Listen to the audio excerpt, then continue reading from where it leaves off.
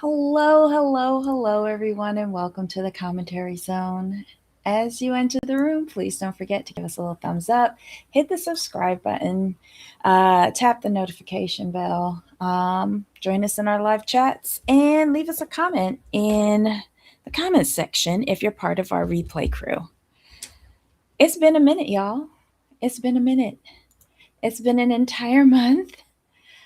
A busy and hectic month. But I'm just glad that someone showed up. Hey, Tracy. How are you? Hold on. I'm trying to get this off and it's not coming off. Oh, wow. Let's change up something here.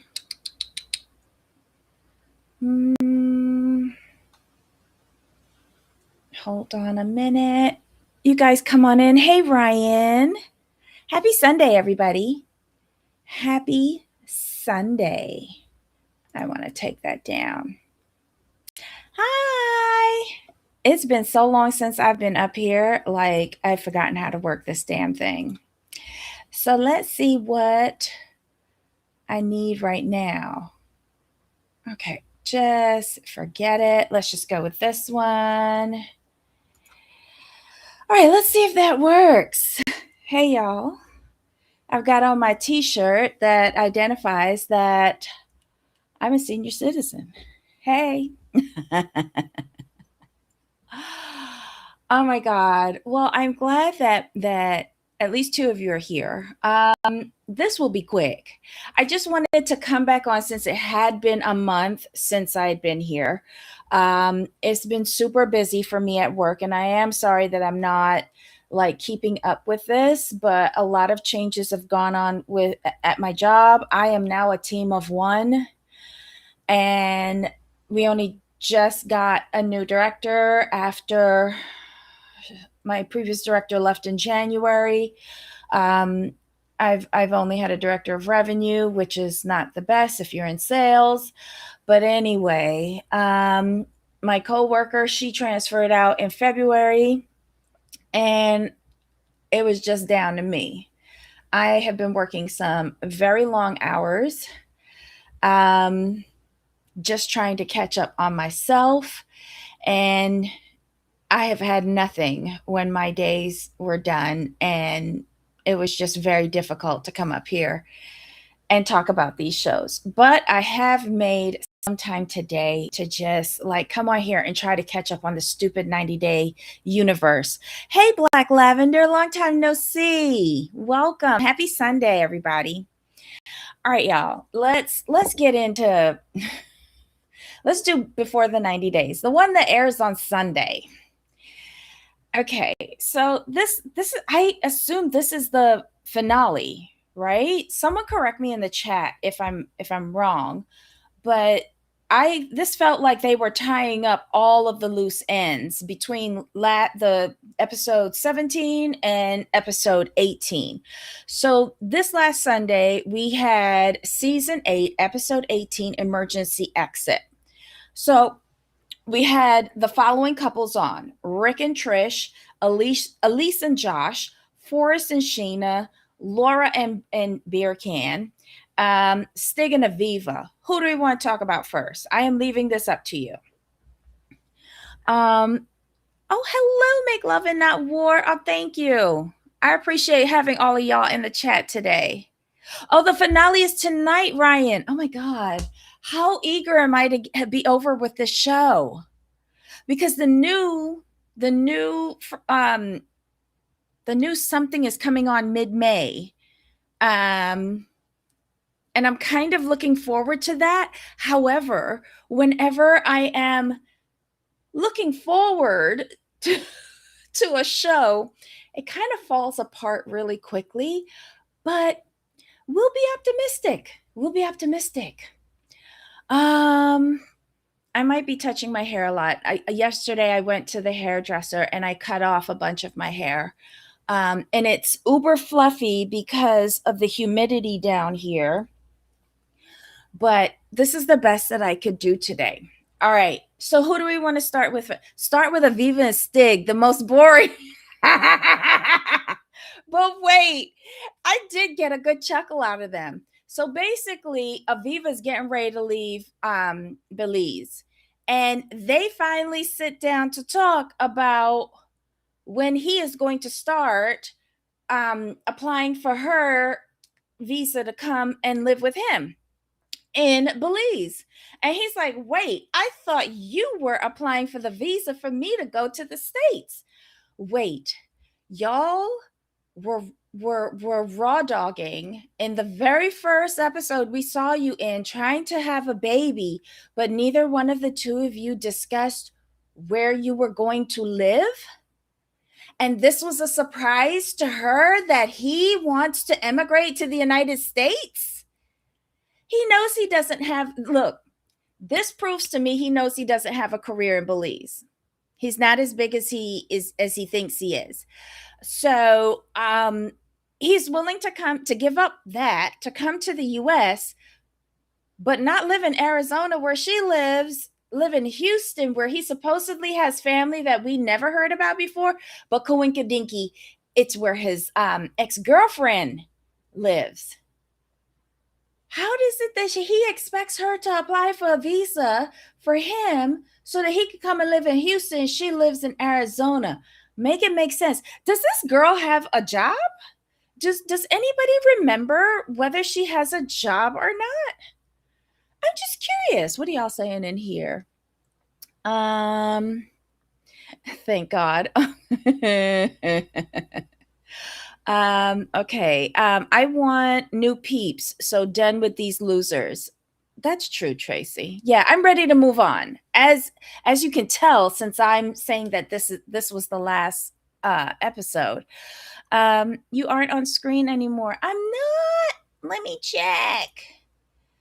I'm right there in the, what side is it? The left corner. Oh my God. Okay, hold on. Let me change this. I don't like my background. Let me change the background. What background can I use? You know what? I'm sorry, y'all. I have too many options.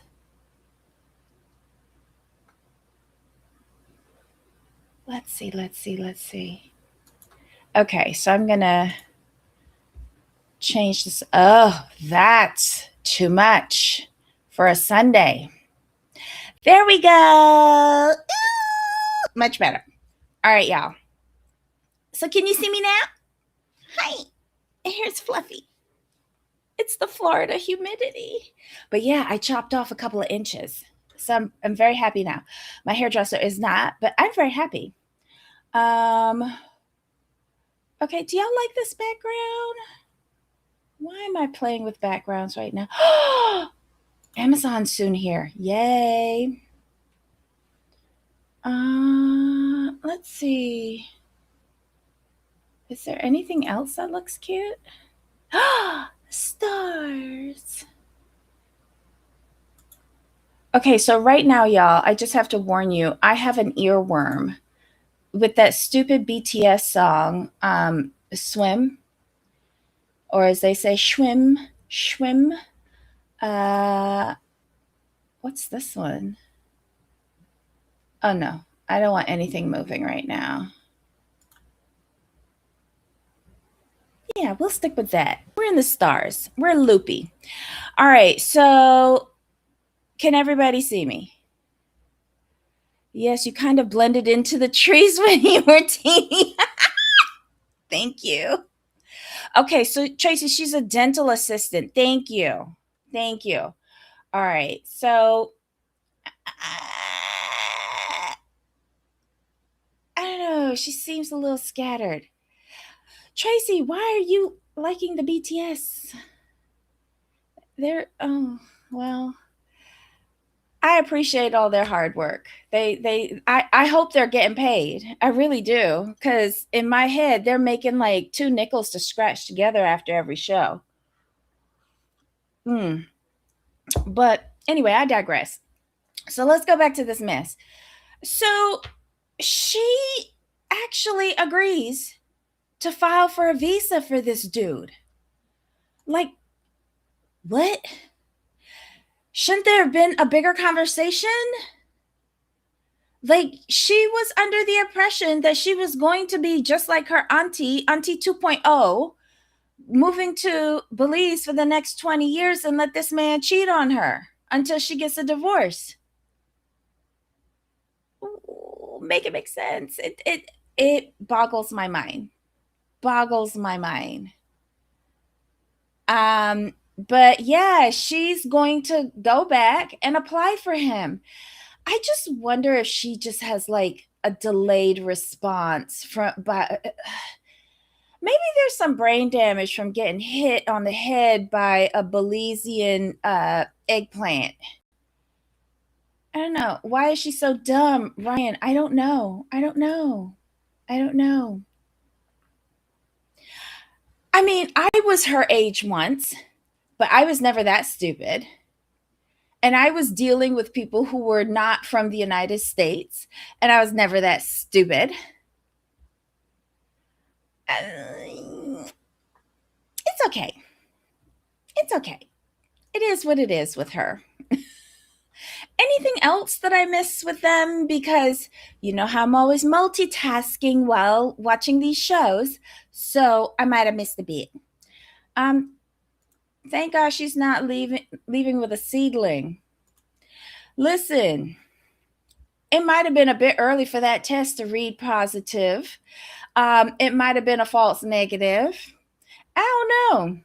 I think he is determined to plant an anchor because he realized his mistake with the ex-girlfriend from Houston, that he didn't plant an anchor, something that'll tie them together.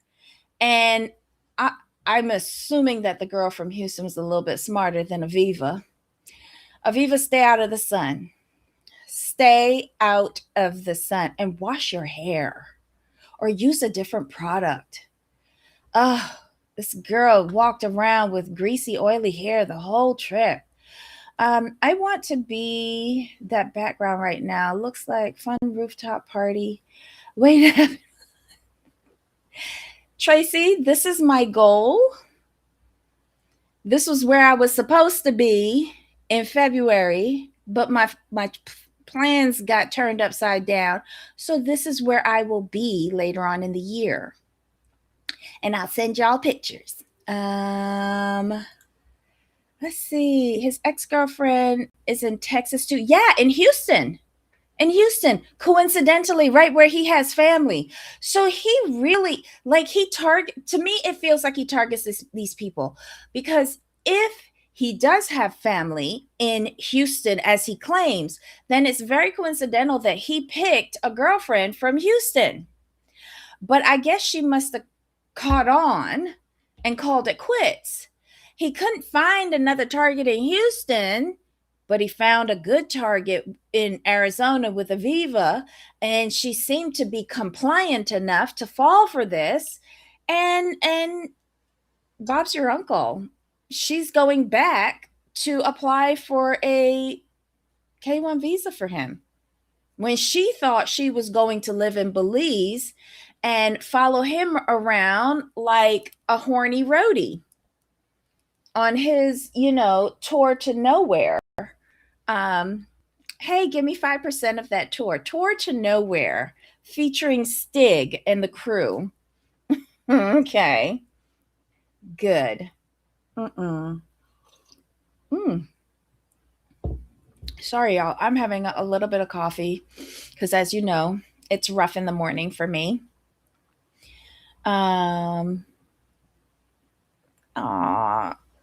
Thank you, y'all, for keeping the chat going. I appreciate it. Who's next? I don't think we have anything else to say about them. Who are we going to talk about next? Oh, wait, what are you saying? He's not talented enough to do music in the States. He'd either make that girl his sugar mama or doing Amazon, Uber, or DoorDash. I think he knows that too. I think he knows he's not talented enough even for Belize, if truth be told. So I think he's planning to come here. I don't even think he has ambitions to get a job at Amazon, Uber, or DoorDash. I think he expects, because remember what she said? She says something to the effect of, so I'm supposed to take care of a baby and you. Like she knows he's not going to work. Because if he was going to work, wouldn't he have a real job with his musical career until he made it in the big time in Belize? Tracy, I don't agree with this. I don't agree with this. And here's why. Usman had a plan. Usman had a plan, and Usman actually has a very successful business.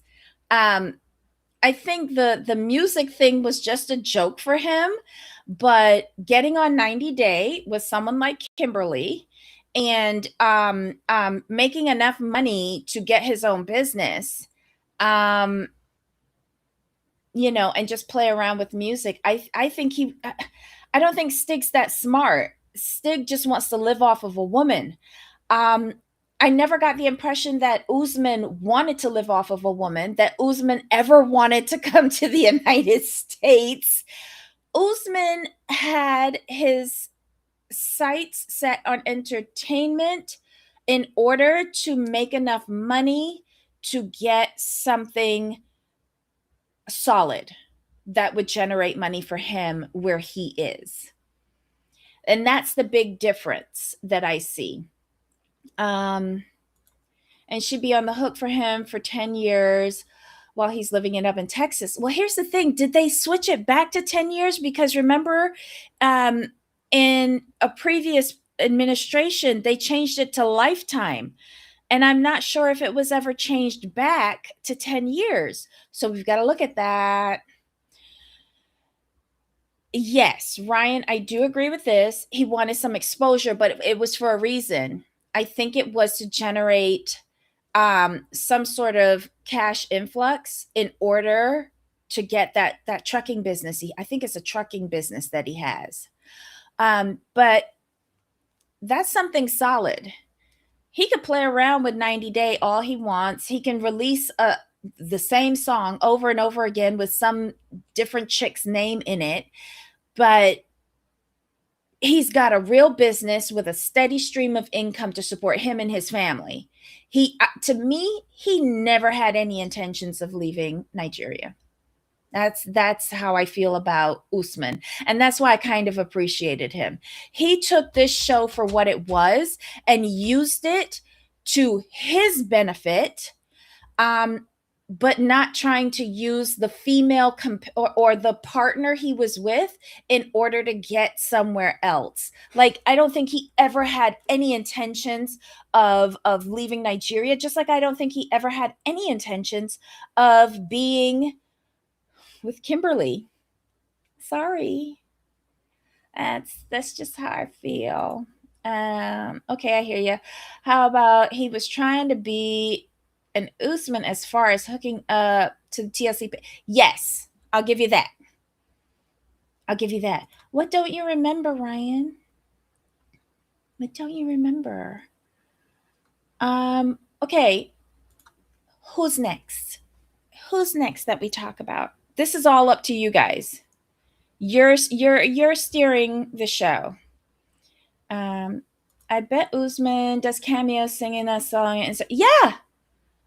I mean, whoever has cameo, you might know better than me, but I can guarantee that. I can guarantee that. He got a PS5 and a trip to hunt for love. I wouldn't be surprised if he paid Kimberly to bring that PS5 because she was rubbing two nickels together back then. And she was taking care of her mom who was sick. Yeah, I'm sure he paid for that in more ways than one. I don't remember about the immigration support requirement. We've got to figure that out because remember at one point it was changed to lifetime. At first it was 10 years, then it got changed to lifetime. Yeah, I got a delivery. Um, and I don't know if it's been changed back. I agree, Ryan, with Usman. That's why I think Stig was doing the same. Mm.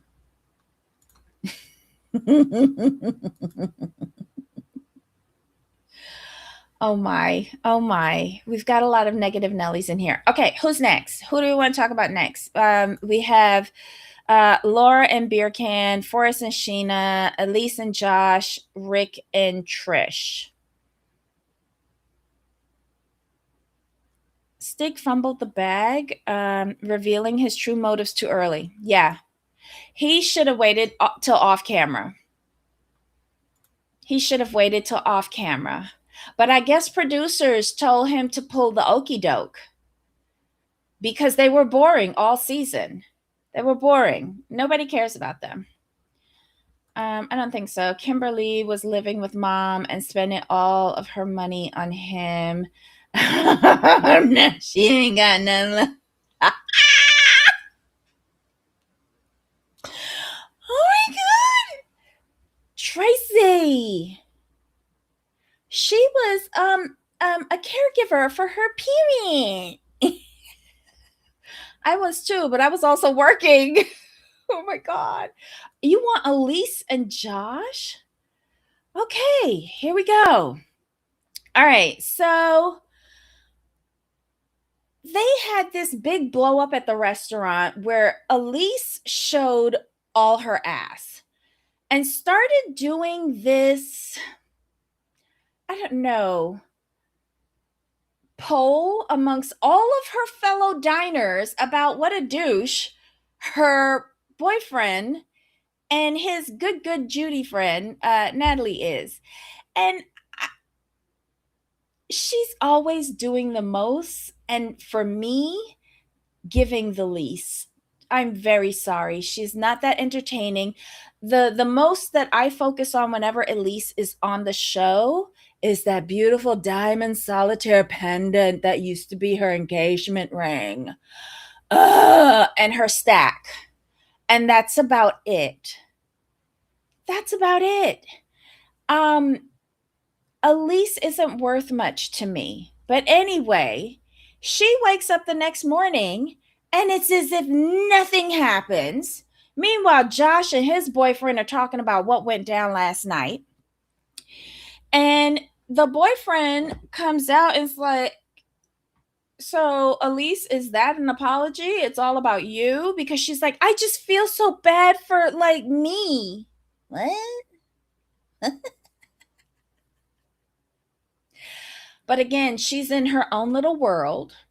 Josh is in his own little world, and his boyfriend is sitting there just watching the shit show, in my opinion. Just watching the shit show. And it's not good for anybody at this point. That's why Kim is on all these spinoffs. Yeah, she needs a check. This is her livelihood because after her mother passed, Social Security and any other support she was getting, including that same benefit that other guy had for taking care of his mom out in California. The I don't know what it is, but they do get paid if they're not working. They get paid if they can prove they're taking care of a parent. And all of that evaporates. All of that evaporates. So she's selling her soul and her children, the one that she kept and the two she gave away, in order to get a check from Sharp Entertainment and TLC. It's a shame. Can we talk about why the hell is Josh always carrying her purse? Probably because it has nothing in it. I don't want anybody carrying my purse. You can carry my shopping bags, but not my purse.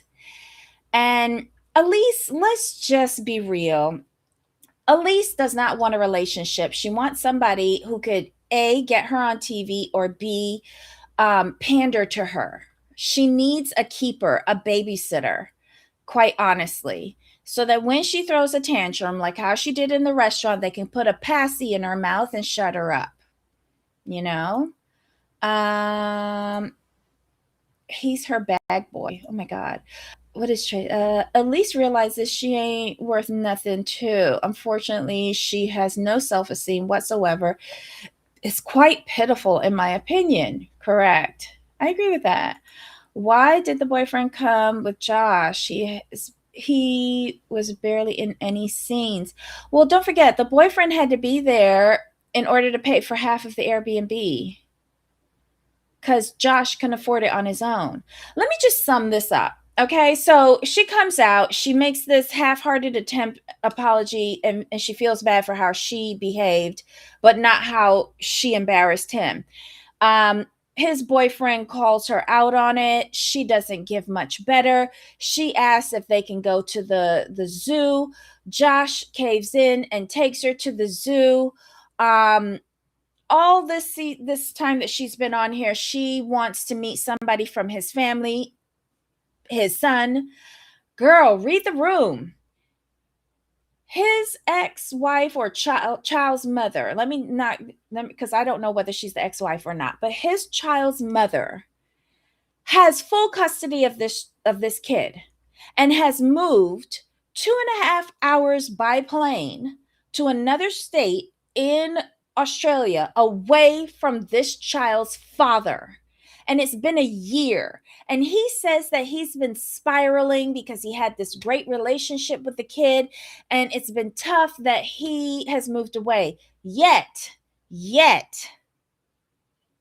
it feels to me he has not even made the effort to see this kid often in the year that he has moved away. Now, why would a mother take her child away? Because one, the court gave her full custody, and two, why'd they give her full custody? What is wrong with your man, Elise, that he does not have 50-50 custody with his kid?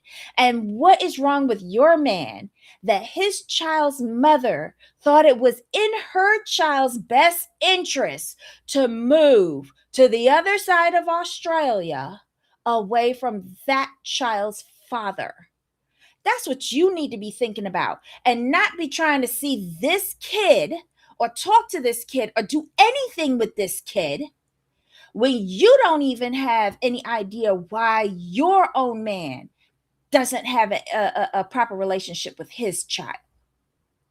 Get that together, Elise. Go and put on some clothes, because I don't understand how you not check whether or not it was fall or winter when you went to Australia? Because when it's summer for us, it's winter for them. When did you film this? Like, carrying all, did y'all realize that all of Elisa's outfits can fit in a gallon Ziploc bag? I don't understand where her priorities are. She has so much suspicions over this man regarding his money and this and that, but none of her suspicions with regards to the custody of his child. And I get it. She might not be able to bring up those things. And if that's the case, then don't bring up as a storyline you wanting to speak to this kid. It is way too soon. This is the first time you met this piece. The first time. And Josh, shame on you, because it tells me why your ex thinks you're unfit to be in your kid's life, because you just met this piece of snatch. You see, she's acting the fool. She's embarrassed you. She's called you out your name. She's totally bringing you down with regards to your job, your finances, your whole mental state. The only thing she hasn't done was call out you and your boyfriend. And you actually asked your ex to let this woman meet your kid? That shows no sound parental judgment in my mind. And I don't even have a kid. I don't even have a pet. These two make no sense. And thank God that that child has a good mother who is looking out for him. That's my opinion on that. And how she behaves. Like, I could understand when he got the text message in the car and it was a hard no for mom. And he goes and he tells her she can't meet, she can't do the FaceTime with the kid. Um, and he says, I can understand if you want to leave me. What I heard was, let's break up now. It's been a cool vacation. We on the countdown for your getting you checked in at the airport. Do you need me to print out your boarding pass? My boyfriend and I are gonna drive you to the airport. He is done with her. Cause like the TNA constantly being on display, her it's too much for him. And if what the streets are saying about his extra curricular dibbling and dabbling, I think she sent him in. I hope it's too much for someone like Josh. Josh cannot handle his regular day-to-day tasks. To have Elise in there, it's way overloading him. I don't understand why she picked him, because this doesn't even seem like a real relationship to me. And if she's trying to set it up that she's going to bring a different man on each and every one of these shows, I'm done with Elise. I'm just done. Let's see what you guys are saying in here. Is that what is Ryan bet? Okay, 1,000% on Elise. His boyfriend love it. Well, it is his boyfriend. He's a boy and a friend. Elise wanted to be on TV. She intentionally acted up to drive him away. Then when that didn't work, she starts doubting him to tie up the story. Yeah.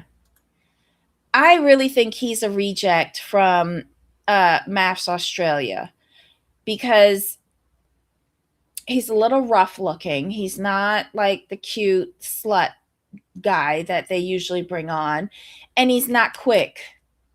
His boyfriend should be on it because he's not as weathered and he's really quick with the giddy up.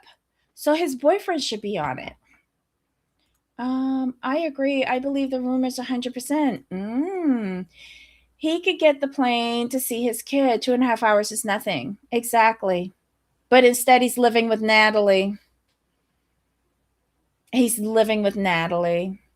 And Natalie looks like she would take a piece from him if his boyfriend wasn't cock blocking. Just saying, broke ass deadbeat dad.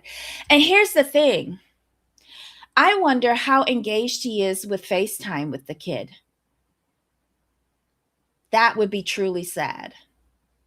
Because it isn't like before where it was either in person or phone. Now there's so many free options for him to still stay engaged. And instead of being engaged, look, the money that he spent with his boyfriend on the Airbnb for Elise, he couldn't take that and put it into a plane ticket and go and see his kid. He could go on the weekends. And instead of getting drunk and crashing up your job's inventory so that what bonus you get doesn't roll over into repairing those damages, a scratch on a luxury yacht costs tens of thousands. His bonus could not pay for that. He paid with his ass because Natalie forked over some money for him. That's what I believe. Put some clothes on. Yes. Nobody needs to see Elise like that. She only needs a Ziploc. Yeah. All of her suitcases carried her shoes and her handbags, but all of her clothes were in a Ziploc bag, a gallon-sized Ziploc bag. You don't bring people around your kid unless you're sure that person is going to be around. Yes. The best she could have met was a sibling. I think the best she should have met was his boyfriend. I think she met the appropriate person, his boyfriend and his ATM, Natalie, and his landlord, because apparently he lives there too. Like, what were y'all talking about before she went to Australia? It sure enough wasn't where he was living. Did y'all even do a FaceTime to check where he was living? When he said he was getting an Airbnb with his boyfriend so that he could accommodate you while in Australia, you didn't say, hold up, wait a minute, what? Why weren't you staying in a hotel or in your own Airbnb? Like, I don't get it. I don't go places with under the assumption that I am staying with people. If I know people there, I don't go there thinking that.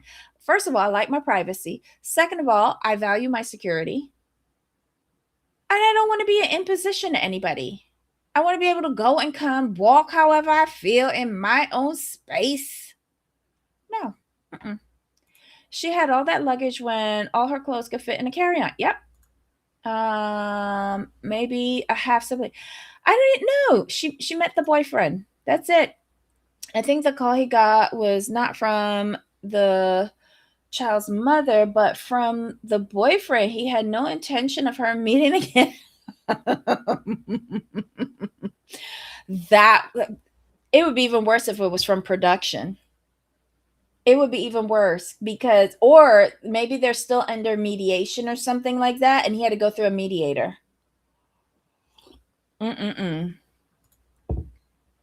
Girl, bye. Josh was trying to get rid of her. He was over her theatrics on the waterfall. He didn't care. You heard her howling and screeching all the way down that waterfall, and he wasn't even looking. He was like, oh, she's okay. She just does that. What? I'll be damned if I was with a man who didn't give two shits about me. Unless, of course, I didn't give two shits about them. But she's also an idiot. You cannot tell me that she did not read what that activity was. I think she knew exactly what that activity was. She read the description and she was hoping that she could act the fool and get him to come and rescue her like, a knight in shining armor. And he didn't. Because he probably had some blow before and was like, toot it out. I'm sorry. He's not that into you. And he hasn't been that into you, I think, since you arrived. Because if he was that into you, he would have been a little bit more considerate after you flying 20 plus hours to come and see his dirty, moist ass and expected you to go bar hopping and to the races right after a 20 plus hour flight. No. He would have been a little bit more considerate to you if he had told you the truth of where he was actually living. He would have been a little bit more considerate to you to tell you the truth about who he's shacking up with. Now, I'm not talking about Natalie. I'm talking about the boyfriend.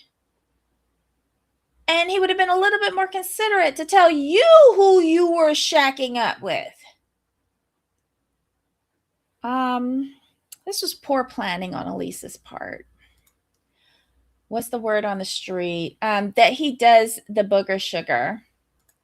Even bringing her on was bad shot in the dark for TLC. She has nothing to bring to the show. But as always, Elise is a backup. She's a backup in her relationships, and she's a backup for Sharp and TLC. That's all that is. Because if Emma's storyline hadn't fallen apart, I don't think Elise would have been on this. Emma's fail story. There you go. I agree with you, Ryan. Sorry, I'm a little late in the chat. Hell nah. She didn't do anything. They didn't know each other at all. Yeah. Josh was having the time of his life on the waterfall. Yep. It's pathetic. She can't read the room. We're her man and his man there. Anyway, I digress. What's coming up with them? I don't know. Where'd they leave off? She actually blamed him and said that he should try harder to get her to speak to his son. It's not in his control. The court's already decided that. It's as if she's mentally stunted, like she doesn't understand how the real world operates. Girl, and I blame her parents for the way how she is. I blame her parents. Yeah, she is a backup to the men too. Yep. Okay, so who's next? I'm done talking about them. Who is next? We got Rick and Trish. We got Forrest and Sheena, and Laura and Beer Can.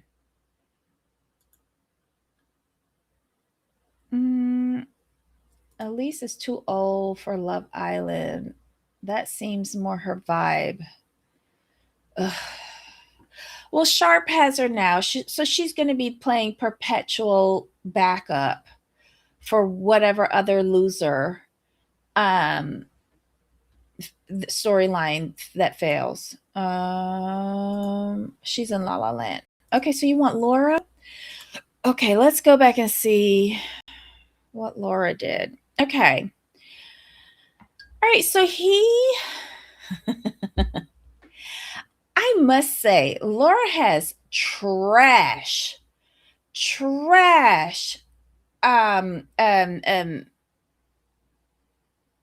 like the men her picker is way off, because it seems like she picks the same loser over and over again, and I don't think these are anything in relation to the novels that she reads, because in her novels the men aren't trash. They're there. They're masculine. They are obviously well hung because she reads a lot of smut. They care about the women that they're in love with, and yeah, they blow their back out, but they also provide for them mentally, physically, emotionally, financially.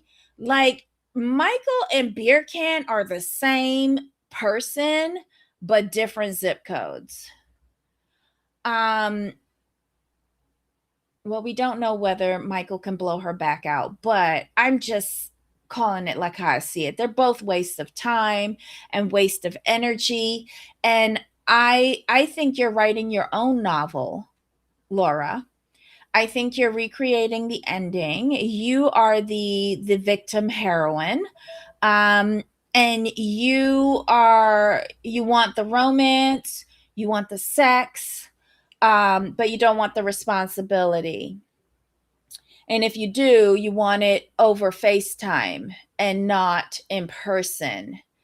I don't think you know how to have a relationship. I want you to fix yourself. I want you to continue with your weight loss journey. I want you to get all the nips and tucks. Maybe you was trying to get together with Beer Can thinking that he did have an established place to live, so that when you went to go and get your nips and tucks surgeries, when you finish your weight loss, that you'd have some place to stay and somebody to bring you a fruit basket at the hospital. I don't know. But I can't see you in a serious relationship with Beer Can, and I can't see you in a serious relationship with Michael. And based on what you have put online, both of these men are bums. They have both left you in places on your own, left to your own devices. Like that's not part of the storylines that you talked about when you first came on here. Beer Can is not worth it. Beer Can trips you up every step along the way. He gives you the okey doke and you don't even know it. And then when you finally do realize it, then you get in your whole self-righteous thing. You can't say that to me. But yet this son of a bitch possibly locked you out of the Airbnb that you paid for and made you go and get a hotel. And then he sat up on our screen and told us that he did that because he needed to teach you what it feels like to be without Beer Can. And then you got the backup nose job over at the hotel laughing at your ass with a Beer Can. and dogging you out at the same time, making you look like a desperate bitch. I cannot deal with Laura. And then you came back with food, begging for a place to stay in the place that I assume you pay for. If it was Beer Can who played for this, bravissimo. Well played. Well played.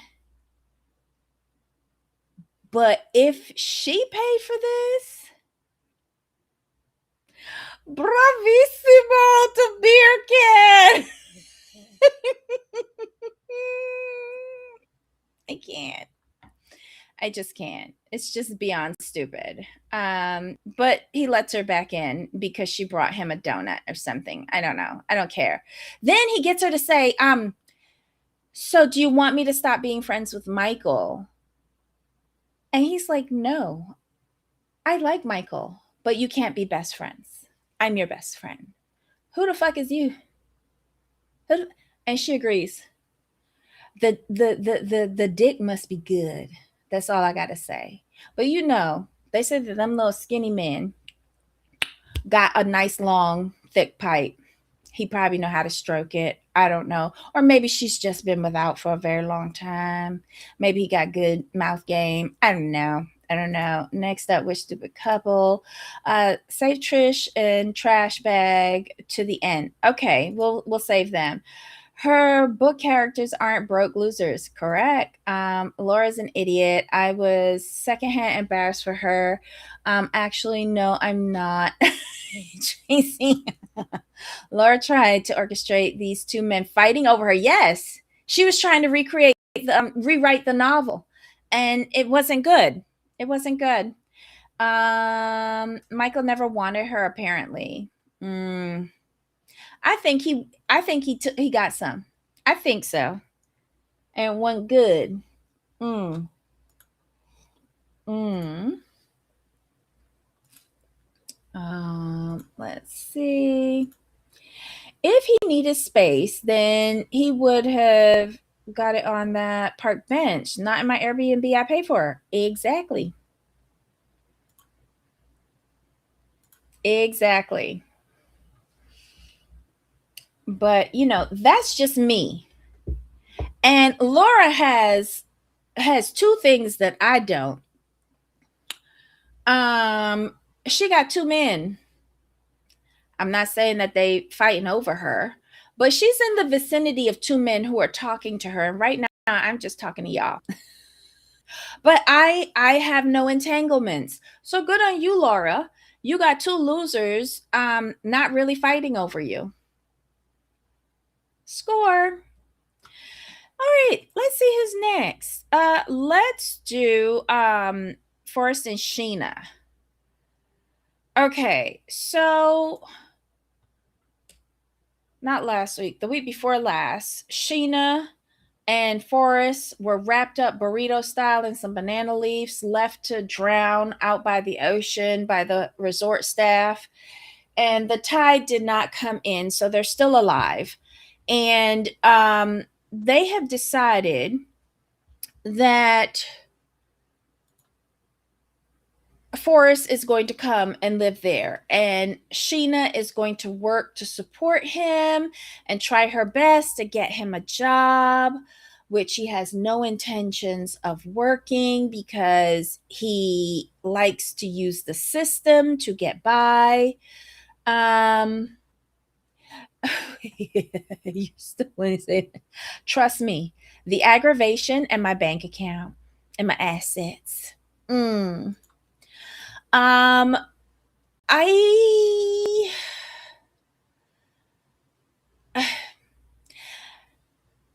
I just think Sheena could do a whole lot better. After 7 years, there was nobody in the Philippines who would want you. Girl, you got a badonkadonk. You got a real professional job. I And she's a nice person. Mind you, I still think that she and Molly are cut from the same cloth. They just use different methods of manipulation. And she's not as angry as Molly is, but Molly has had decades to marinate in her anger and disappointment in her life. Sheena's only halfway there.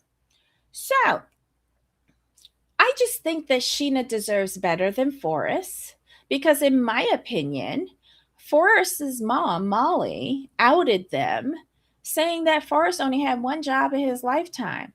Now, Ryan, what was the name of the young man from Alabama who was with the girl from Ghana? He has autism. He is a functioning member of society. He has had more than one job and has kept them for a prolonged period of time. Um, he's not a trash bag, and that's why he's not on the show. Y'all see this? They would rather bring the person and his mother on the show who is milking our taxpayer dollars to let him sit at home in his own apartment and not have a job. Meanwhile, our friend in Alabama is working wherever he can to bring his wife over from Ghana. Niles. Yes, Niles. They don't want to show that. Why? Because that's not trash bag behavior. They want to show us the dregs of society, Molly and Forrest. And shame on Sheena for wanting Forrest. And nobody can tell me that Sheena ain't get dick before. Because she took charge of Forrest.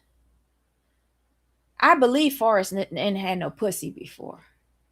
But you cannot tell me that Sheena has not had dick before. But good on you, Sheena. Forrest believed it. Probably had some chicken blood to squirt on the sheets in case he knew that part.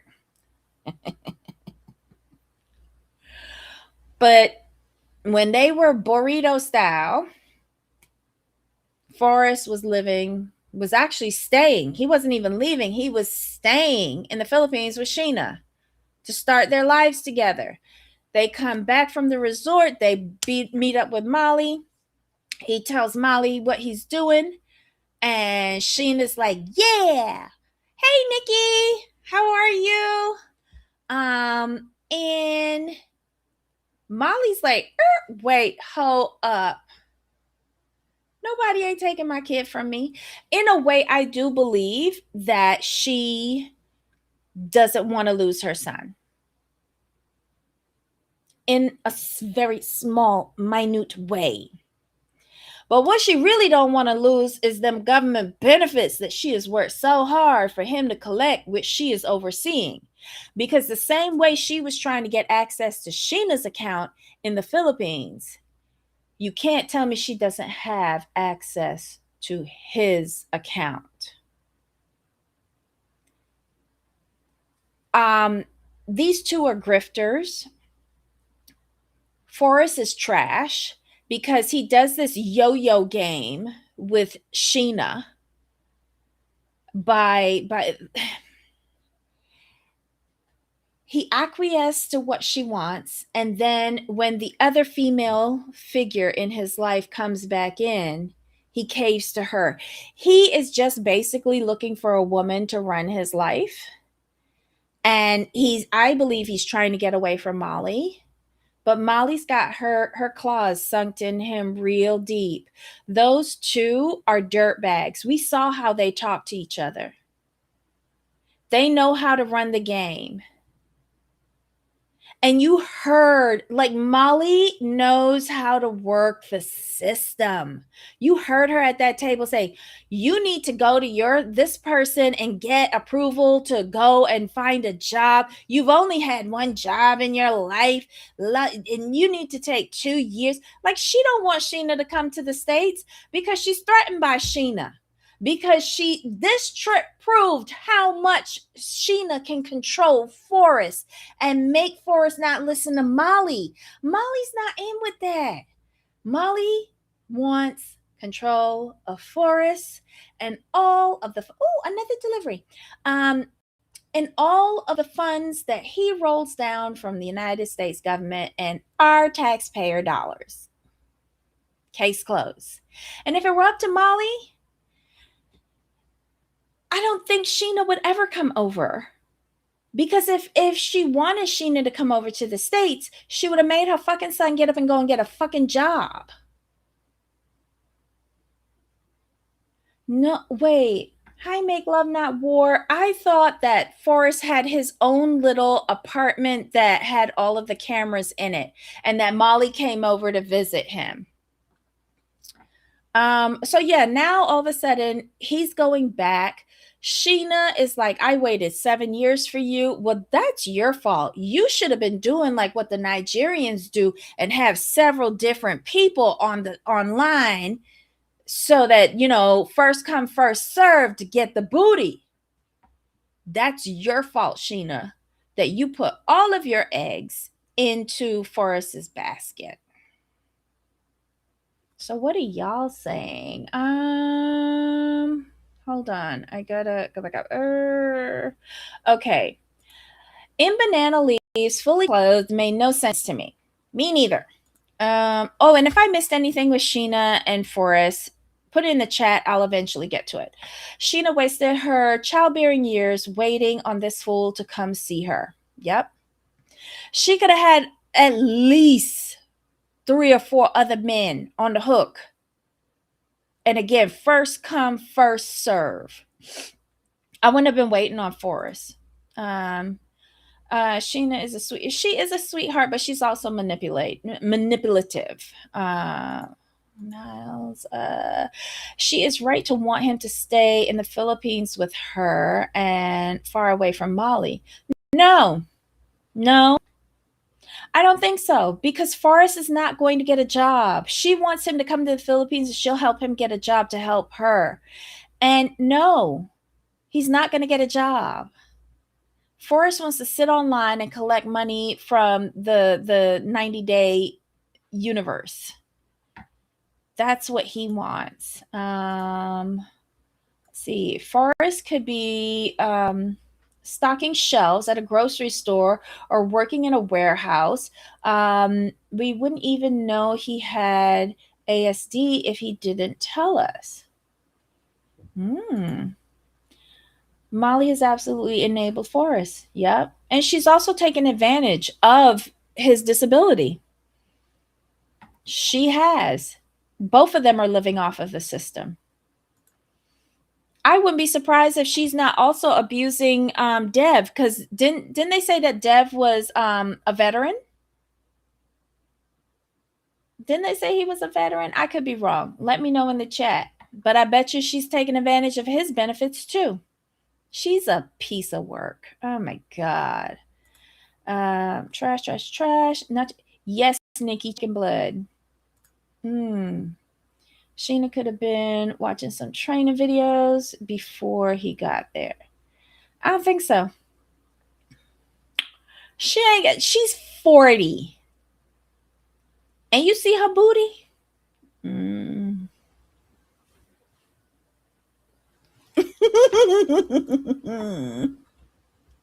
Y'all are so nice for welcoming people. Thank you, Nikki. I have been away for a month. It's been really busy at work, so it is my fault, and so I'm trying to make up for it now. But thank you for participating.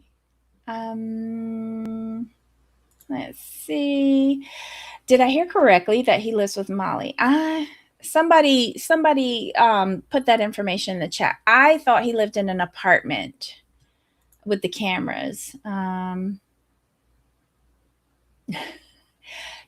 Nikki does the best reviews. Whoever's in here, please go over to Nikki's channel. She does the best reviews. They're polished. They're not the trash bag stupidity that I do here, with no clue with what I'm doing.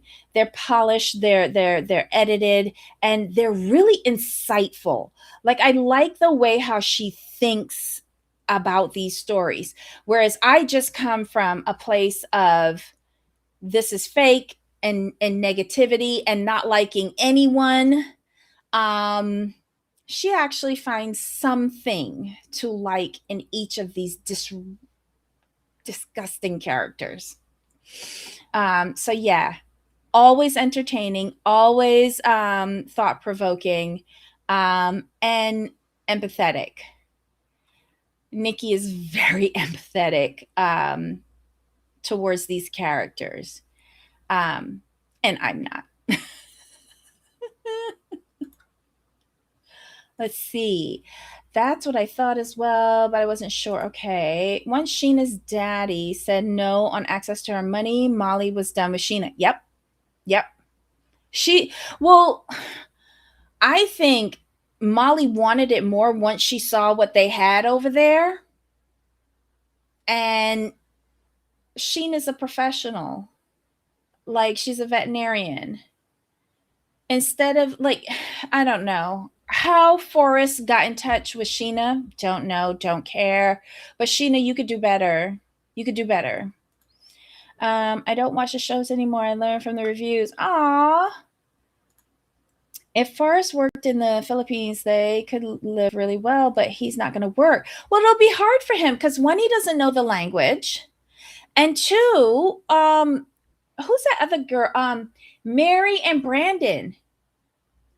He was another bum that didn't want to work either, but he had a hard time trying to find work.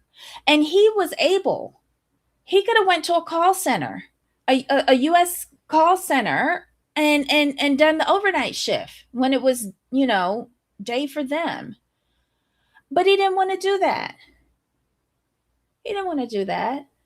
Forrest, I think a call center job would be horrible for him. Because if, with his autism, I don't know if he's like antsy around noises and like loud situations or large groups, because those call centers are huge. I don't know. Veteran. Aha, Ryan Rounds. Thank you. So look, she got 2 trick bags to roll up into with the husband. You cannot tell me that Molly hasn't been strategic in all of her relationships and how she can work the system to benefit her. You cannot tell me that. And Molly has hobbled Forrest, making him believe that he's less than and unable to hold down a job. Yep. But if he doesn't have a job, that's less benefits for her. You see what I'm saying? Like, she has done this to her kid all for the sake of money, for harvesting the American dollar. Cheers, Karen, for telling us that.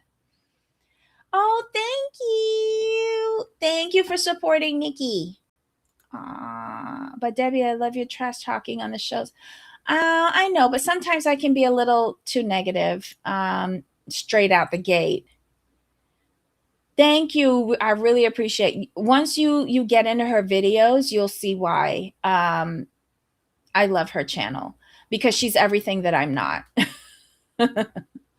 All Americans need a bachelor's to teach English abroad. Yeah. Yeah. Forrest probably been working at the Airbnb for the past 7 years. Oh, so you think it's an Airbnb that he lives in? With all those cameras, though, I couldn't stay in an Airbnb with cameras.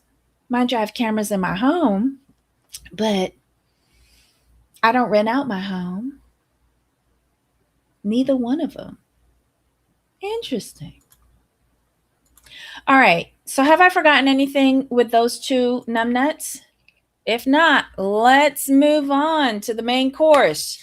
Trish and Rick. Okay.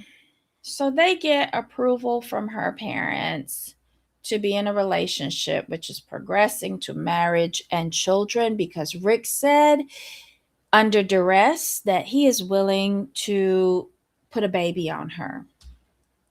Now, I have spoken with Ryan and Tracy on this, and we feel that Rick cannot impregnate anybody. He's been snipped. No, Sheena's parents' place since their story is fake. I meant the Sheena family Airbnb. Oh.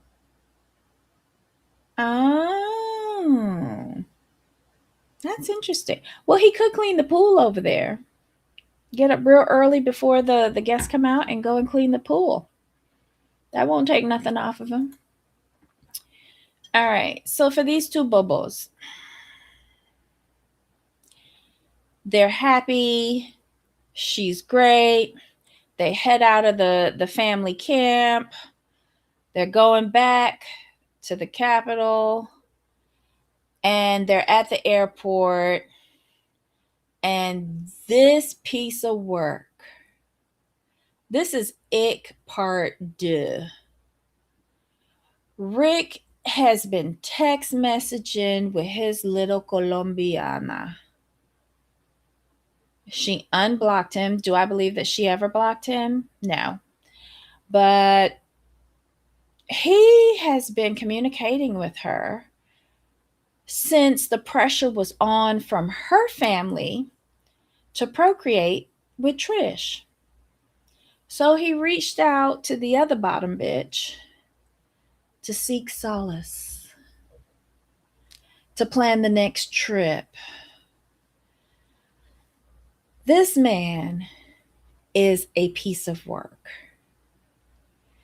He does not like Trish. All he talks about with Trish is sex.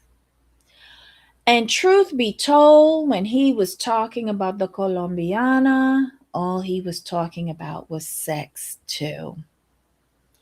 He said they couldn't figure out how to make their relationship work. Why is that? And it occurred to me that it benefits Rick more to have these women in foreign destinations so that he can get his rocks off. It's less of a financial burden to buy a plane ticket than to file for a K-1 visa and assume responsibility and build a life with and potentially have children with. He fell down that rabbit hole once and he's not going to do it again with the Nigerian ex-wife. All the American women are done with him. He's a beat up ex-wrestler Uber driver who tap dances and sells wigs on the side. This is nothing appealing to my age group. So, of course, he's not going to target someone like me who got experience and has something to lose. He's going to go after young women who don't have life experience and would think of him as everything to gain and not realize that he is essentially a pig in, like the proverbial, don't sell a pig in a bag, go in and open the bag, it's full of rock stones, right? He ain't even worth being a rock, in my opinion. But it's better for his ego that he can fly over to these destinations, see someplace new, not have to take care of his kids, and fuck morning, noon, and night with these gullible women. He runs the same and then pits them against each other because while he was ghosting Trish, but saying that she was ghosting him, he got on his phone, on his good app, and booked a trip to Colombia to go and fuck another woman for a week. And when he got finished fucking her, he then told her that he was going to Madagascar for this other woman so that the Colombiana would break up with him. And he could leave with his ball sack drained and his conscience cleared because Colombiana just doesn't understand. And we couldn't make it work because it was her who blocked me because I was being honest.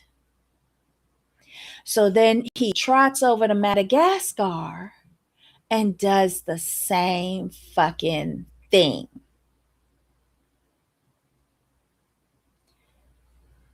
I cannot believe that TLC aired this. I cannot believe TLC aired this. And then we're going to find out in the tell-all who her child's father is. I hope it's the ex-boyfriend. And I hope she got pregnant the day that she blocked him. Because they come back together. We see that he has dug out his eyeballs to make them red. He sniffed some onion to make them weepy. And he rolled his skinny jean ass down the street with the biggest phone he could find in the front pocket and 4 empty wallets in the other front pocket. Waddling, because he's trying to walk like he's well hung, but it's really giving me chub rub instead of well hung.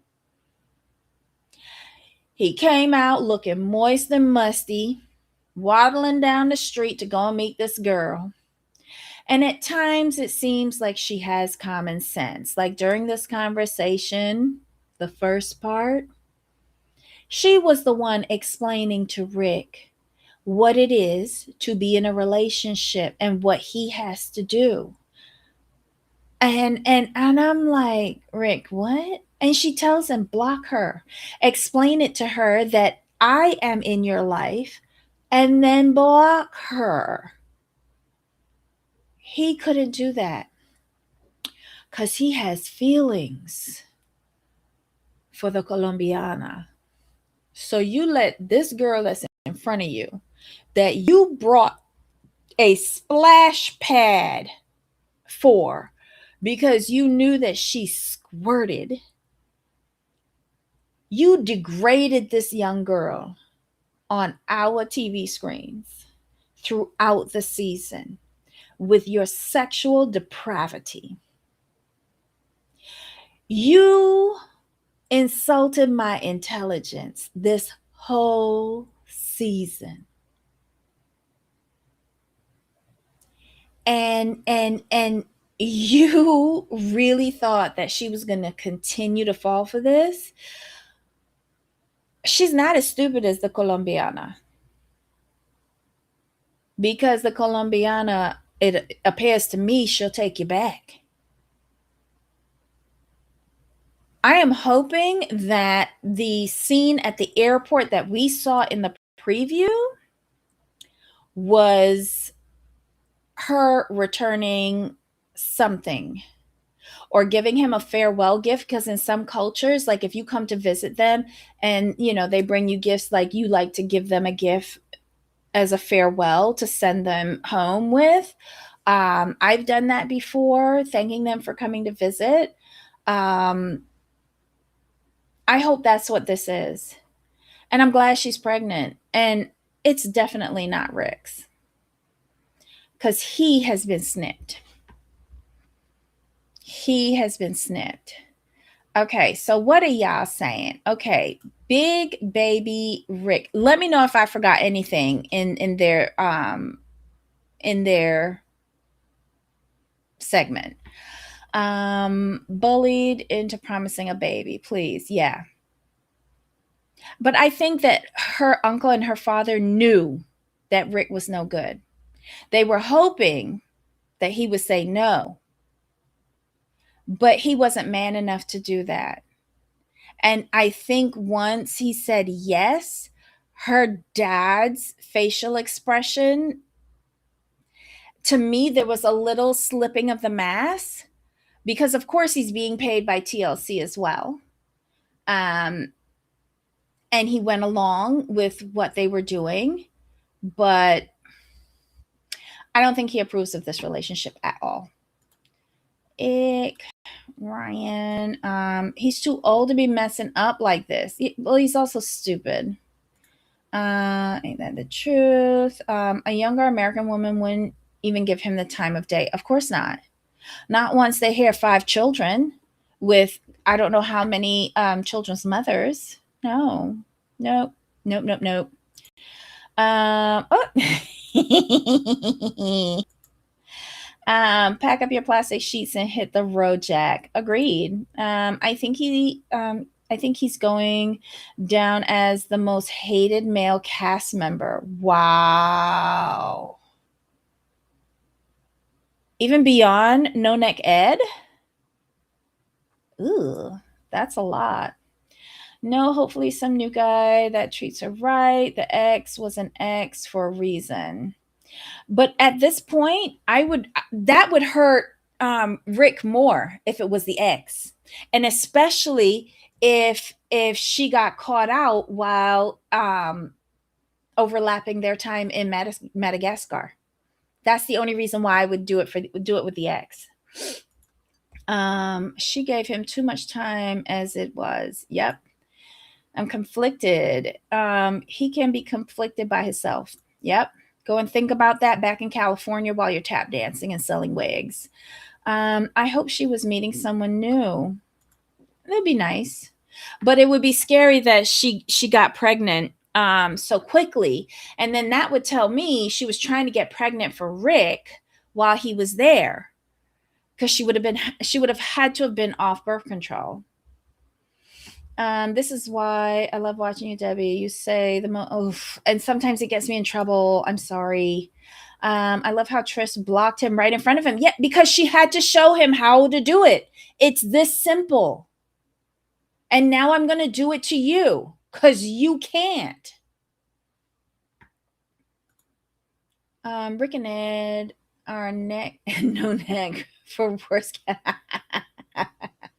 like that one. I like that one a lot. I like that one a lot. But yeah, that was it for this shit show. Those were all of the cast members. Hold on. So let's switch over.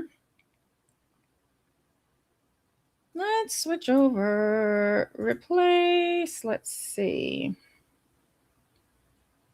And another one, I think. I don't know. See if I can find it. Let's switch over to the single life.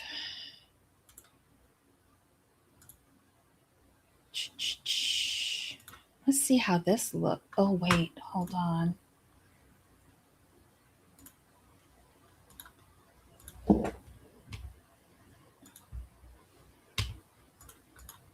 Oh.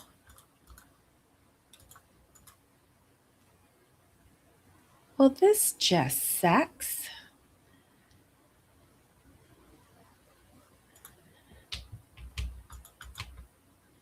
There we go. Let's see if I can find it here. Share. All right, let's switch over to these Tweedle Twaddles. Let's see. No. All right, so this episode, I've been watching this on the down low.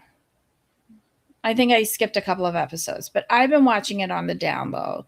And this was 90 Day, The Single Life, Season 5, Episode 10, The Act of Cobwebbing. So on this episode, we have Sophie and Pedro, Vana and Tony, Liz and Via, Gino and Natalie, and Kim. Now, Kim never got a man. And she can't even get a man for the recap. But I digress. Who do y'all want to talk about first? Let me know.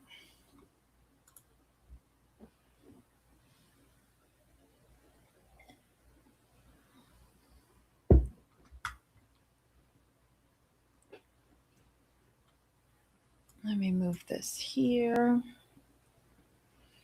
Y'all ain't got nobody that y'all want to talk about? What's the start Q&A and close? I watched TLC on the. All right, so y'all want me to pick first? I'm gonna wait a little bit because I know there's a little delay in the chat for me.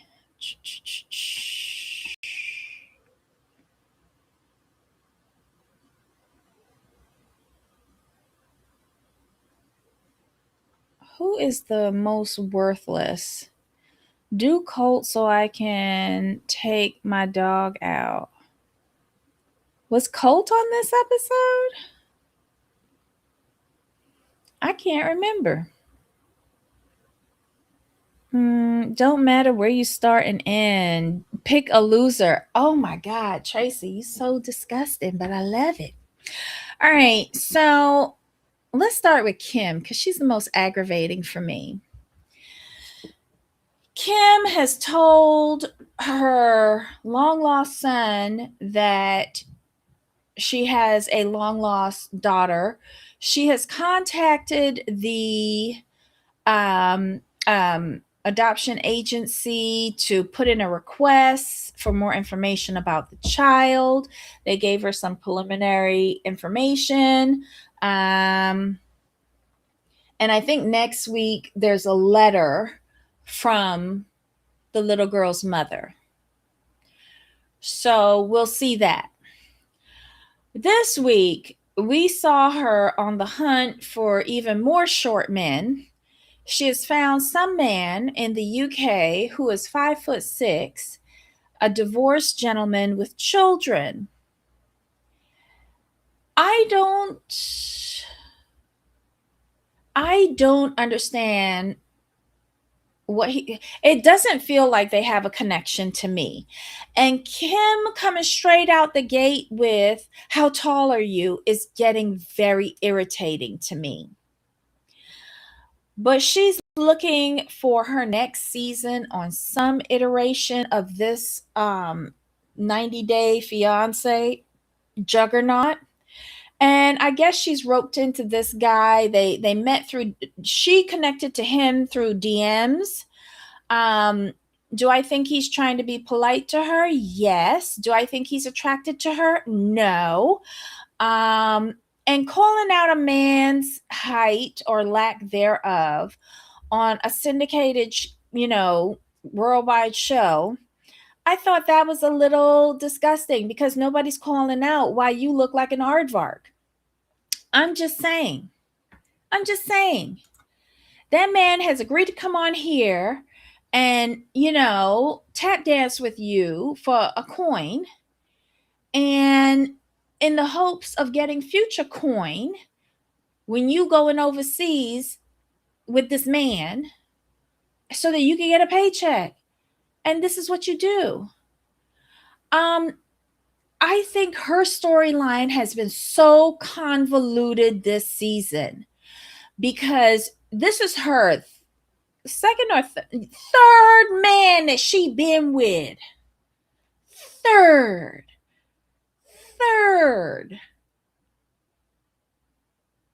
And none of the three have been interested in her. Then she had the separate storyline with the long lost children. That didn't belong on Single Life. I'll give you 3 men that ain't interested in you on Single Life. But your children's storyline should have been kept to yourself. Is it riveting? Yes. But how you are using it is disgusting. Disgusting. What you chose to do with regards to your children is your business. How you have gone down through your life, making one bad decision after another, again, is your business. But I can ignore you insulting 2 short men, but still lusting after the man that has to take some sort of substance in order to meet you at the motel. to dick you down while your face is planted in a pillow and your ass is up and he pounding you from behind. That's what your season has meant to me. But yeah, that's all I got for her. What y'all talking about with Kim? Let's see. How many episodes ago did Kim meet her son? I don't watch the show. I don't know. A couple of episodes ago. I don't keep track of it. And I have missed a couple of shows in between. I know I'm so critical, but still waste my time watching this show. Anyway. Sounds like Kim needs a retired basketball player. No. Kim needs to rock by herself from the inside out. That's what she needs to do. Kim is just looking for another show to ride for some coin. Let's be real here. I agree with you, Tracy. Jamal has even taken a page from her diary. Yeah, he quit his job in New York City and moved back home with her so that he can live off of 90 Day Fiancé. And I think at one point when she told the gentleman from the UK what she was most proud of was raising her son Jamal. Wow. So you're going into this relationship leaving out the other two kids too. You ain't changed. You ain't changed. Don't do Arthur. The long lost children would have been good for 90 Day Diaries, not Single Life. Yeah. TLC keeps forcing Jamal on us. He'll be on the next Hunt for Love. Unfortunately. I wouldn't be surprised if they get the sister on in a future show as well. I miss stealing your thoughts. You always stealing my thoughts. All right, so let's go to the next loser. Let's do Gino. Wait, no, let's do Liz and Via. Okay, so Liz comes clean about not only her cancer, but she's actually been dating this guy back home. And I don't know if she's serious with him or not, but she did not tell Via that she was seeing somebody else. He, for some reason, thought he had a chance with her. Have you not watched any of these shows to see that she is No Neck Ed's backwash? Why are you taking those sloppy seconds? Liz, more power to you. I wish you all the best in your cancer journey. I wish you a full recovery. I wish you to be free of all pond scum like what you typically associate with. I wish for you the best relationship with you and your daughter, and stop putting the men before your daughter. But that's all the good news that I have for you, Liz. He seemed, whatever acting class Via has took, they've done the world of good for him. He's getting some coin. He is playing it up that he was hurt. You've known her for 4 days. Her neglecting to tell you about an entanglement back home. I'm sure that you're holding something back too, Via, but you just want to get into that puss. So more power to you. She invites him back to the room. They go and splash around in the pool, get each other wet in more ways than one. Then they go to the couch. He lays on top of her with his wet wife beater. She doesn't like it. So they go to the bed and bow chicken wow wow. TLC cuts it like they have done something. At least you got one in and you got your like little, fridge magnet to take home with you. And let Liz go back to wherever it is she's from, to whoever it is that she's with, and let her sort out her business herself. You go get via some sort of STD testing when you get back to Atlanta, and let's just call it a day. It was a vacay fling. The end. Liz is in no position right now to be getting in any sort of relationship with anybody other than developing the relationship with her daughter. Because, like she said, she's had a brush with the hereafter because of her medical situation. Like, focus on your daughter. Because if you are so bold to say, I might not be here tomorrow with regards to the mess with these two frowsy hoes, Julia and Sophie, focus on the little girl. Because if you not here tomorrow and your today is squabbling with these hoes and not telling your daughter, I love you, and giving her a hug in person, then you're the loser in life. Period. But good luck to you, Liz. Who's next? Who do I hate most? Okay, Vana and Tony. Oh my God. Oh, wait, hold on. Let me see what y'all saying. Y'all ain't had nothing much to say about her. Good. I have way too much to say about Kim. Ditto about Liz. Say it. And okay, so those are some emojis. Thank you for using our little emojis from the membership, Tracy. I appreciate that. I think those are from the membership. I don't even know how to work that. Jamal used to manage that. Oh my God. Anyway, I don't even know if those are the... Tracy, tell me later what's on the membership. Help an old girl out. All right, so next up, Vana and Tony. Okay, so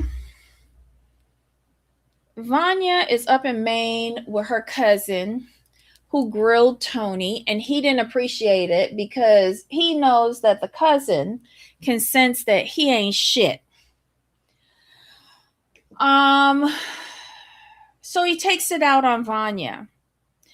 But here's where all of the... Okay, so they go to a dance class. He can't dance. He doesn't want to do it. The dance class turns into like a dancing situation to practice what you did in the class, which is par for the course. He doesn't want to do anything that will embarrass him. And he doesn't really want to be there with Vana. So they start fighting. I think at one point, I think when they were still in Maine, he wanted her on the last night to come and stay in his room with him, hoping that he could get his pencil wet. But she was like, I'm on this celibate journey. Nobody else is on that journey with you. You by yourself. So you should stay by yourself and not try to inflict your dry womb on anybody else. And especially, like, Vana really pisses me off because she goes after the same type of man each time. The men don't want her, but she goes after them. She bullies them into a relationship, or at least in her head, she thinks she's in a relationship, and she's not. Tony is pissed because Tony is the equivalent of Rick. He's looking for the puss. He wants some kitty cat. And if you're not giving it to him, then you're worth as much as the costume jewelry that he gave you for your birthday. You're worthless. If a man cannot invest in me on a special occasion in exchange for some kitty cat, then we're not in a relationship. I'm sorry. And I'm sure that you loved that costume jewelry that he gave you. It was really pretty and it was nice and sparkly and it'll distract your attention. But I don't do costume jewelry because I need souvenirs. Those are my souvenirs. So they have a fight. I didn't like how it went down at the dance thing. Okay, so I know as a couple, you're not going to be interested in everything that the other person is and vice versa.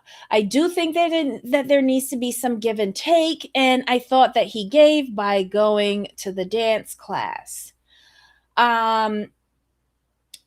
after the dance class, he refused to even do a two-step with her. And then she turned around and went and found another man to dance with in front of him. And then he went and cut in and started having an argument with her.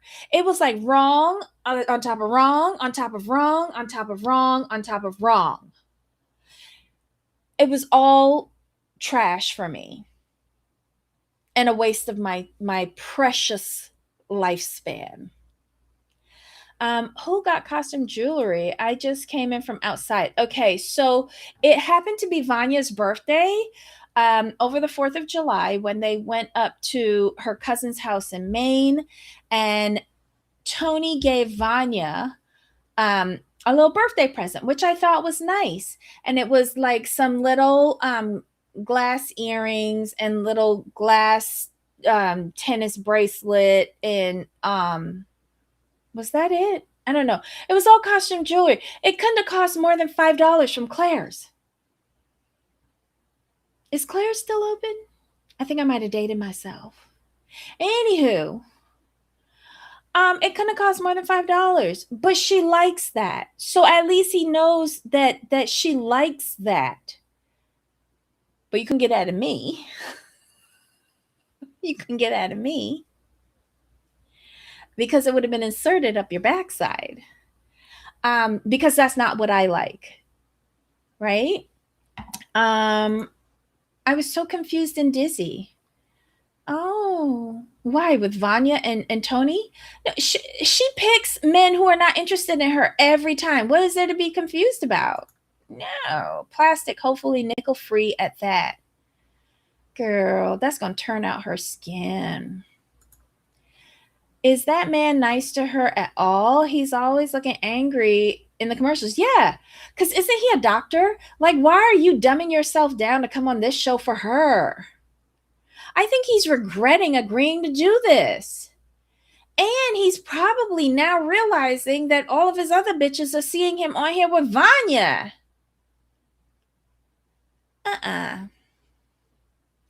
He has issues. Has she met his parents? Is she acceptable? I wouldn't be surprised after the first failed marriage that his parents haven't like tried to arrange a marriage for him. Because he's getting up there and he hasn't had any children. So I'm wondering about that too. She still gave him a 3 to 6 month time frame. Well, she said 3, and then she said it could be extended to 6. Now, I don't find fault with her for establishing that criteria because that's her. And I do think it takes some time to get to know someone a bit better before you fall into bed with them. I agree with her on that. And it also called out that he was just ready to go and slip it in and be done with it. I think he agreed with her to do this thinking that he was going to get some because it was on camera. And I think he's now realizing, no, what is she talking about? What is she talking about? This is not what I agreed to. But again, this is a man who rushed into a marriage and then got divorced within months. This is not stable relationship material here. It isn't. This is a man in a midlife crisis, and he's just slinging his schlong everywhere in the hopes of hitting something. Period. He's a waste of time, and so is Vanya. Will have thick tongue. Maybe his wife and kids will meet her one day. Let's hope so. Wasn't Vanya also chasing her biological clock? Yeah. Let's hope her last TLC paycheck, she harvested some eggs and has them in a bio freezer somewhere. Anyway, she's getting ready to go to Europe with her cousin for a few weeks and is leaving him behind. Trust and know he's gonna forget you by the time you come back. Y'all ain't in a relationship. TLC, stop wasting my time with these scallywags. Let's do Gino and Natalie. Okay. Gino shows up in LA to meet Natalie. And we find out that he's supposed to meet her daughter as well. We find out from the daughter that she is graduating from cosmetology school. And this was supposed to be a weekend with her and her mom because she was feeling homesick. And then the daughter find out that Natalie is bringing along Gino. She don't understand why the mom is with Gino because she found out what happened in Michigan where all of his family was attacking her and he didn't come to her defense. So she's like, I've clocked that. You are a dirtbag and you should not be with my mom because you're not worthy. And I agree with her. I agree with her. But after you said that to your mom and your mom showed up with Gino, that's your mom business. Just don't be the shoulder to cry on when he fuck her over again. So we see the daughter drop Natalie over to the hotel that she's staying at with Gino, and she has an attitude with him. Again, that's not your place. Did I enjoy watching it? Hell to the yeah, because Gino caught attitude with her too, and then came in the confessional and tried to play victim. And it was disgusting. Disgusting. Natalie, you a piece of trash too. Because you came on this season in the hopes of one-upping Jasmine. You want to be the anti-Jasmine in the hopes of getting this waste of spermicide. Gina, you have decided that he was a so-so-lay.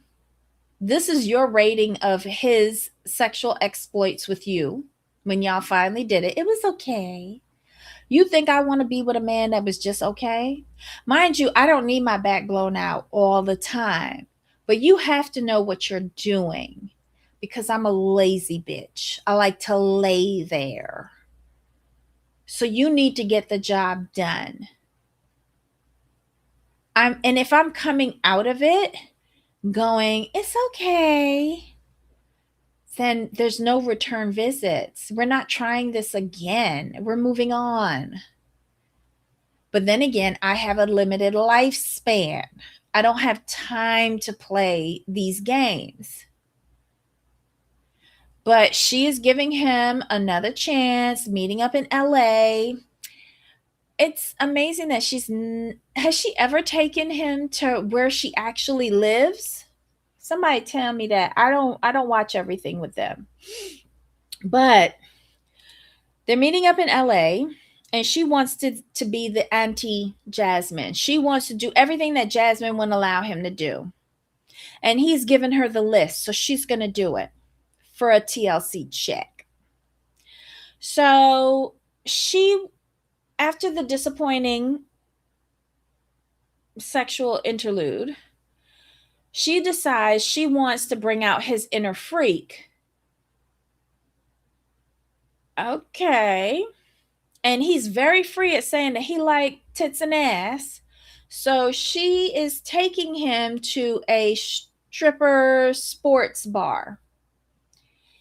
And she's showing him how to make it rain because apparently at his ripe old age of 96, he does not know how to tip a stripper. He doesn't know how to make it rain. He is sitting there going, I can't get a lap dance. Really? Jasmine would never let me do this. He is so annoying. And what I've realized this season with just him, he is nothing without Jasmine. He is nothing without Jasmine. I have no interest in Gino whatsoever. I could care less.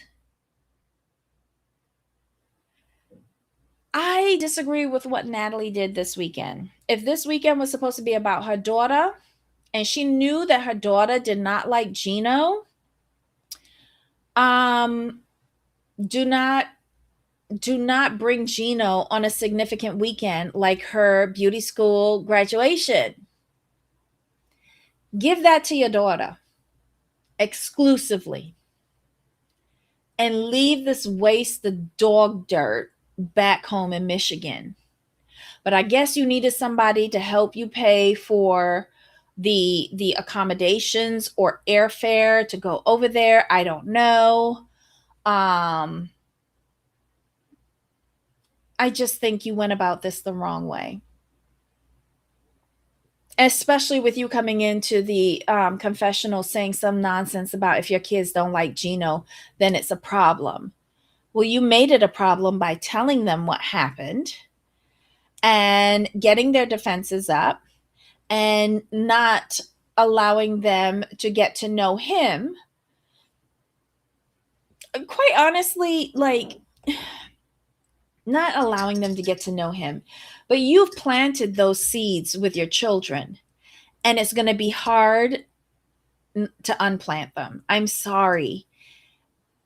That's your daughter, and you're supposed to be her mentor, her role model with regards to future relationships, and you're subjecting yourself to repeated tomfoolery with Gino, and then looping in this show so that it's broadcast worldwide. Your humiliation. What's that saying to your kids? Because you can't show the paltry paycheck that they give you and say this justifies it. It doesn't. It doesn't. But moving along, hold on. Let's see. What are y'all saying? Wait, hold on. You thought Natalie had sense? Boy, I was wrong. Silly me. She never had sense because she agreed to come on this show with Gino. It was some comic relief. I'm telling you, TLC never fails skimming the pond water for these money-hungry wannabes. Yep. I agree with you on that, Tracy. His own family is the same way. Gino's uncle could only talk about jazz as well. His entire family are trash. They just are. Gino has always been an interesting solo, and he plays dumb. No one believes he doesn't know all about the types of schmecks worker. Yes, agreed. Hello, this is a man that had sugar babies. Get the fuck out of here. Get out of here. He's such a piece of work. Oh, please, what an example for your daughter. There you go. There you go. Sophie and Pedro, they're the last ones up. Okay. So after the debacle with the sister's birthday party, they took a break away. Then they decided to get back together for coffee. I don't know what time of the day this was, but Pedro was drinking an espresso martini, and she had some sort of coffee fluffy drink. Why did I think they were meeting in the morning? But Pedro, if you're having a martini in the morning, good on you. Hello, day drinking, love it. But anyway, he's trying to get back with her. He's like, let's get together. We only have a few more days in the DR. Are you free tonight? She goes, well, To be fully transparent, I've been talking with this guy and we're going to just hang out. So Pedro's like, you're on a date. You're going on a date. And she goes, no, we're just hanging out. And then in the confessional, she's like, yeah, we're going on a date. Sophie, make it make sense. You are the perfect person for 90 days because you are dumber than dirt. You are messy. You like to spread your twat around freely. And there's nothing wrong with that. She's in her 20s. She should. She should be like a butterfly going from flower to flower to flower to flower. Good on her. Pedro, you came over real possessive during this season. And was it worth it though? Someone like Sophie? Again, you just wanted any opportunity to get you and your frowsy mother and your frowsy sister, who's had a head transplant, back on the 90-day circuit. But we all know that you have an actual girlfriend back home. Sophie was just a means to an end.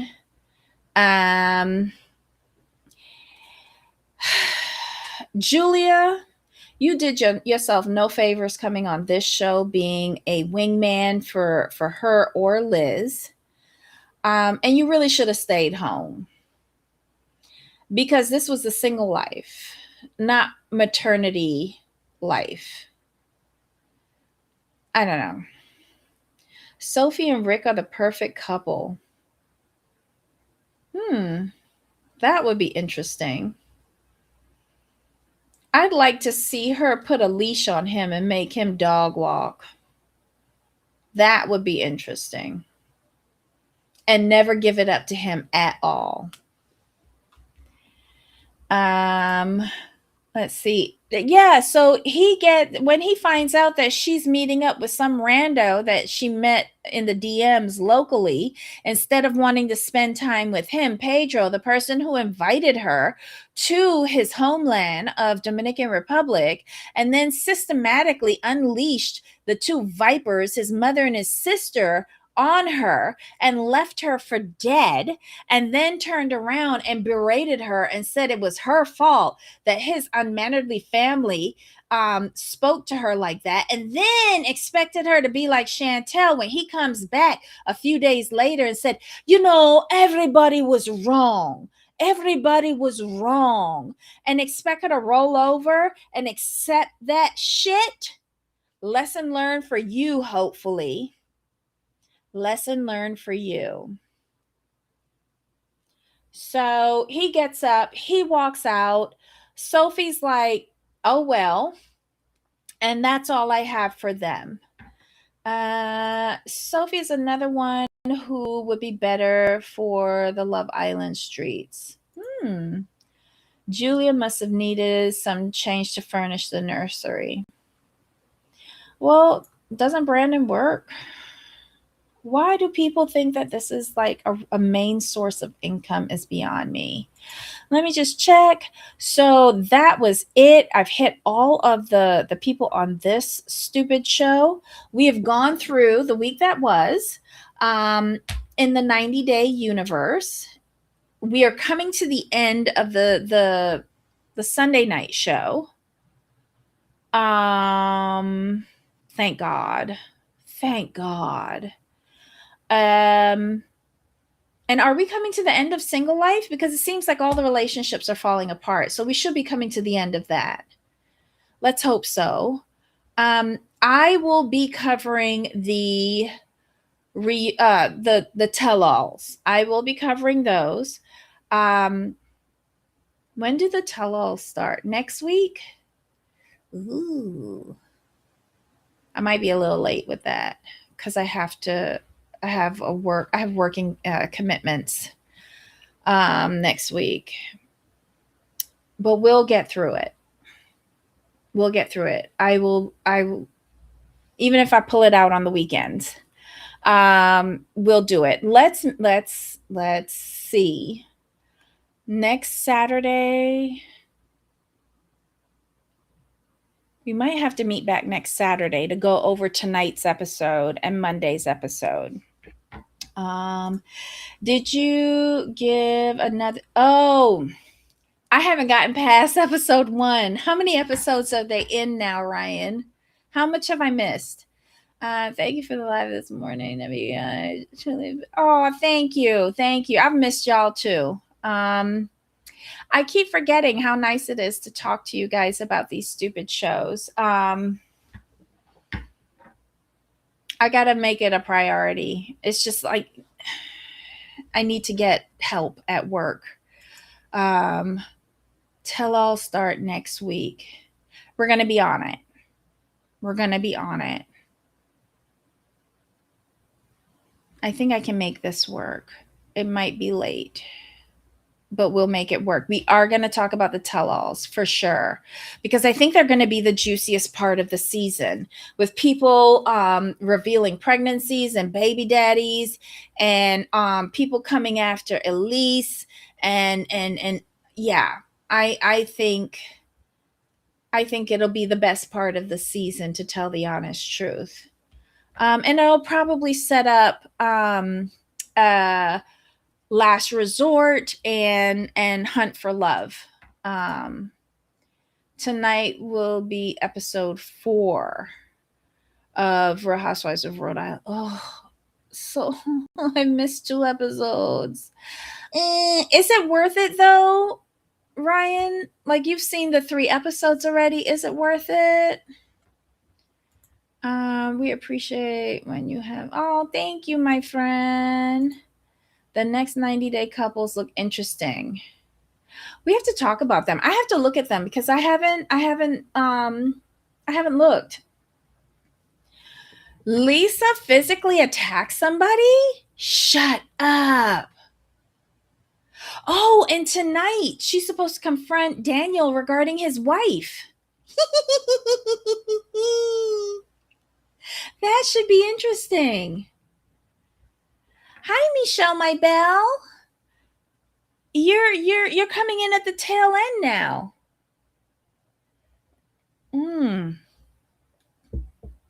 If you get a chance, please be part of the replay crew. Well, I've kept you guys and gals here long enough. It's been, oh my God, 2 hours. I didn't realize we were going to talk this long, but since I had been away for a month, I didn't mind. I saw that Heidi didn't have anything scheduled for this morning, so I thought I'd take a chance and come up here and just chitty chat with you guys. You love Rhode Island. It's much better than New Jersey. Really? Never be sorry that you're late. I'm Caribbean. I'm always late. You like it. It's like New Jersey before it became the Teresa show. Oof. Okay, so for those of you who watch Rory, which one of the wives do you like best? Thank you, my friend. I missed you too. Get some rest for the work week, please. I will try. I stepped away and I'm picking up again. I love your videos so much. I appreciate your kind words. Oh, anytime. And I do watch. I never watch under the channel. I watch from my regular handle. I watch each and every one of your videos, Nikki. And the support is much appreciated. You like it? So everybody likes it. You like Liz. I don't like, what's her name? Jo Ellen? I don't like her. For some reason, she reminds me of Teresa. I don't like her. Which one is Liz? Both of y'all like Liz. Which one is she? Is it just me, or do all of these women look the same? Except Jo Ellen. And I think because she has slept with everything. Liz is the Black Dolores clone. Oh my God. Did you see how dark that woman tans? She is like worn saddle leather. I mean, I love her personality. I love that she has the weed distribution thing. I think she is the most upfront and honest out of all of them. Um, mm, then maybe I do like her too. I don't know. They do all look alike. I'm having a hard time trying to like define them, but I am very interested in the polygamy girl because that's an unusual twist. If, in addition to her being one of two women, she also has another dude. If I was understanding that rumor correctly, and then Rula and her messy divorce. I think it's a divorce.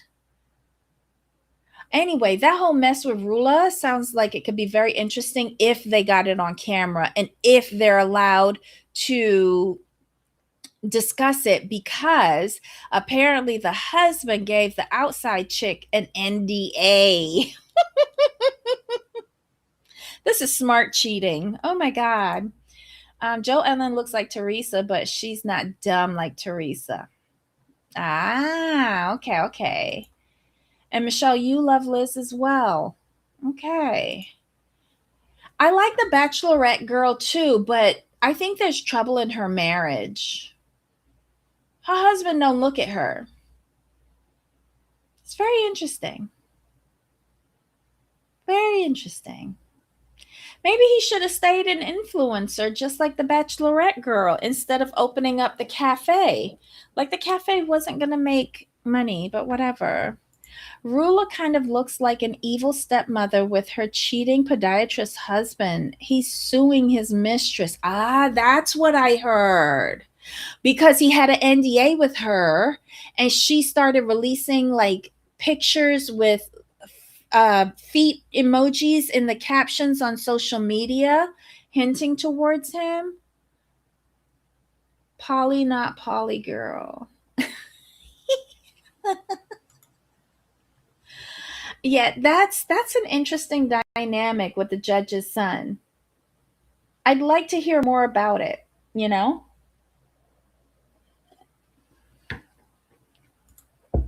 The Bachelorette girl would always cry on The Bachelor. I can't believe people still watch that. Well, let's hope that she starts shedding some tears on wait, didn't she cry though? At the picnic in episode 1? No, that wasn't her. Oh, I don't know. The cafe seems like a money pit. Yeah. Yeah, they could have done something better that they didn't have to put so much energy into, but hey, who am I to say? I don't have a business. So there you go. Bob's your uncle. All right, guys and girls. Thank you for joining me today. I really, really appreciate it. Yay. For the replay crew, thank you. This is it for this week in the 90-day universe. Alicia is a little dizzy, but she's always has the shady comments. Is that the reporter? Not the girl that used to be on TV. I wish I knew their names. Is she the one that's asking the questions about the polygamy gal? Because if so, I like her. Because we need someone on here that will ask the questions that no one else wants to talk about and then do proper follow up. That's always lacking on these shows. People who do proper follow up. She cried to her husband and he didn't seem to care. Yeah. Yeah. I wouldn't be surprised if he's banging somebody on the espresso machine in the cafe. And that's why he spends all of his time there. She's the one who's been engaged for 9 years. Is that the one with all the sisters that came over for lunch? Rosie's the newscaster. Oh my God. I've got to learn these women and I've got to figure out how to tell them apart. I like Rosie though. I do like her just because she asked the questions. And they're my questions. That's so shady. Oh, my roots look really dark. I don't like them this dark. First world problems with all the aunties. Okay, I think I know who that is. So she's really not married yet? Oh my God. Oof. Maybe we'll get a wedding. Yay! All right, guys and girls, I gotta go because I gotta find something to eat. I'm hungry and my coffee's cold. I need another cup. So have a great Sunday. Thank you for spending part of your Sunday with me. I really, really, really appreciate it. And we will see you next time with a catch-up sesh on the 90-day universe. Until next time, bye.